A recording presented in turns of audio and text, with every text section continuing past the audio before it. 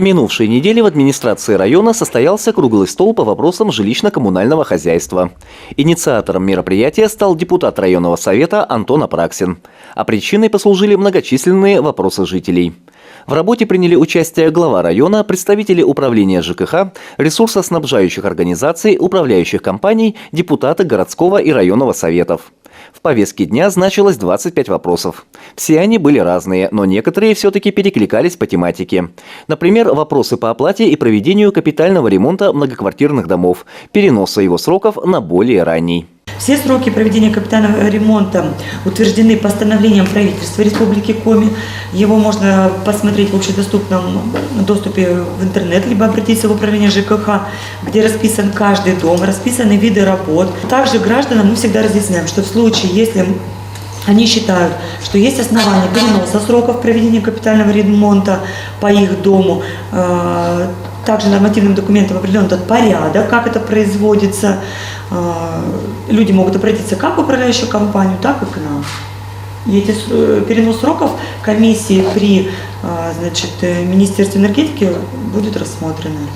Такие примеры в Сосногорске есть, и они уже не единичны. Часть вопросов касалась теплоснабжения. Норматив составляет 20 градусов тепла для обычных жилых квартир и 22 для угловых. В случае, если жильцы считают, что в квартире холодно, они обращаются в свою управляющую компанию. Буквально накануне круглого стола было проведено совещание по вопросам теплоснабжения, где главой района была предложена альтернатива нормативам.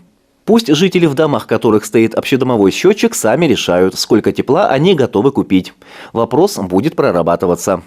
Был в повестке дня вопрос и об оплате теплоснабжения. Почему пользуемся теплом 9 месяцев, а платим все 12, даже при наличии прибора учета? И откуда берется корректировка? Берутся показания предыдущего календарного года, распределяются на 12 месяцев, и когда приходит январь года следующего, в чем заключается корректировка? Ведь, приведу пример, дом потреблял в 2019 году 10 тысяч гигакалорий. На 2020 год граждане выбрали такую же методику платить все 12 месяцев.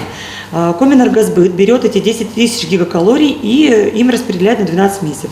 В январе, в середине января, вот сейчас будут сниматься показания с этого прибора учета. И дом потребил больше, 12 тысяч гигакалорий.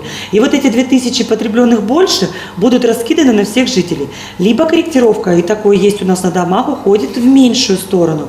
Например, в летний период управляющих компаний были произведены работы по утеплению теплового контура, по утеплению самой вот этой, назову ее, трассы, сетей, остекление не в 2 стекла, в 3 или поставлены стеклопакеты. В общем, минимальные работы по сохранению, по снижению траты теплоносителя.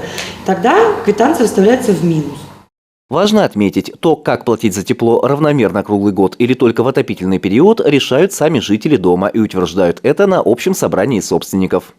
В повестке нашлось место и частным вопросам. Как признать дом аварийным и попасть в программу по переселению, как организовать площадку по сбору ТКО, почему тарифы в разных управляющих компаниях отличаются друг от друга и из чего они складываются. Обсудили и более общие вопросы, например, расходование бюджетных средств управлением ЖКХ. Виктория Гоголева пояснила, что за минувший год деньги освоены на 96,8%. Не остались без внимания и вопросы по бездомным собакам и по осуществлению мер муниципального контроля в сфере ЖКХ. Круглый стол продолжался 2,5 часа, и, как отметили депутаты, такой конструктивный диалог необходимо продолжить. Все вопросы, которые были сегодня здесь озвучены, они появились от самих избирателей, от граждан, от нас, депутатов, потому что вопросы есть и будут, проблемы как были, так и есть. Их надо решать. А сегодняшним заседанием довольны? Сегодняшнее заседание прошло удовлетворительно. Надеемся, что в дальнейшем они также будут проводиться. Будут поступать также вопросы, жалобы, предложения, которые будут здесь рассматриваться. На ряд вопросов я не получил, конечно, адекватного ответа, но считаю, что такие заседания нужны, они хоть как-то проясняют ситуацию в нашем районе. Вопросы, ответы и предложения, озвученные в ходе круглого стола, будут внесены в протокол. Он, в свою очередь, станет руководством к действию и для тех, кто задавал вопросы, и для тех, кто на них отвечал. Андрей Калиничев, Наталья Максимова, Евгений Юрин, Вести Тимана, Сосногорск.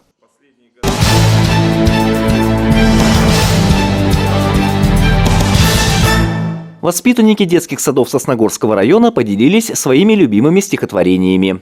Муниципальный конкурс чтецов состоялся в стенах городского дома детского творчества и собрал юных любителей поэзии почти из всех дошкольных образовательных учреждений муниципалитета. В нашем городе ежегодно проводятся эти замечательные конкурсы чтецов, где выступают ребята из детских садов. Это замечательная традиция, так как наши дети приобщаются к словесному искусству, выражают свои творческие способности, происходит эстетическое восприятие у детей ко всему хорошему, ко всему красивому, ко всему доброму. Со сцены прозвучали известные и любимые многими поколениями россиян детские стихи. В числе авторов Агния Барто, Самуил Маршак, Корней Чуковский и, конечно же, главный классик русской поэзии. Александр Сергеевич Пушкин. Лукоморье дуб зеленый, золотая цепь на тупитом, и днем, и ночью, кот ученый, все ходит по цепи кругом. Идет направо, песнь заводит, налево сказку говорит, там чудеса, там леший бродит, русалка на ветвях сидит, там на невиданных дорожках следы невиданных зверей, избушка та на курьих ножках, стоит без окон, без дверей. Там лес и дол видений полный, там о заре прихлынут волны, на брег песчаный и пустой. И 30 витязей прекрасных чередой из вод выходит ясных, и с ними дядька их морской. Стоит отметить, что конкурс прошел в соответствии со всеми санитарными требованиями. И пусть из-за этого в зале не было аншлага, безопасность юных любителей поэзии превыше всего. На входе проводится обязательная термометрия, обеспечены условия для гигиенической обработки рук с применением кожных антисептиков, проводится регулярное проветривание и обеззараживание воздуха. В целях совершенствования художественно-речевых и исполнительских навыков у детей при чтении стихотворений соблюдается временной интервал выступлений участников. Помогли участникам конкурса и современные технологии. Несколько выступлений члены жюри оценили по видеосвязи. Наградой для ребят стали не только искренние аплодисменты, но и дипломы за призовые места и участие в конкурсе. Андрей Калиничев, Евгений Юрин, Вести Тимана, Сосногорск.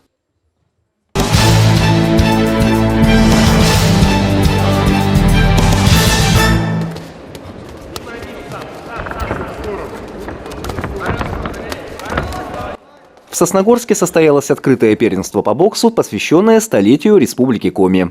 В универсальном спортивном комплексе «Метеор» встретились юноши и девушки из Сосногорска, Сыктывкара, Ухты, Карткировского и Ударского районов, а также города Каменск-Уральский Свердловской области.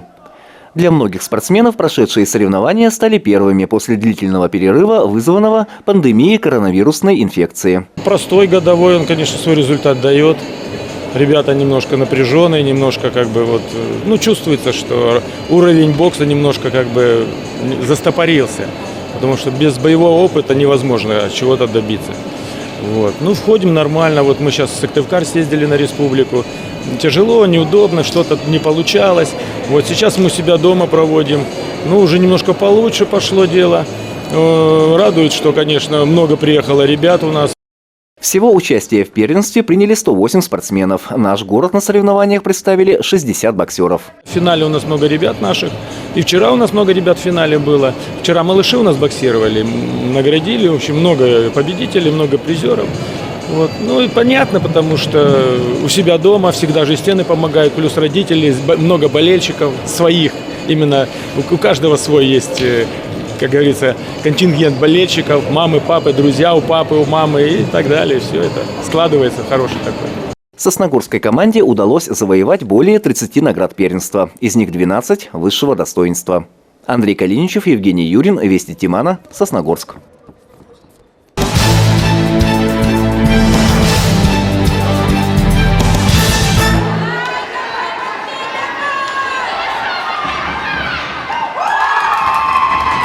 На минувшей неделе в Сосногорском ледовом дворце «Звездный» завершились игры в рамках всероссийского турнира по хоккею «Золотая шайба».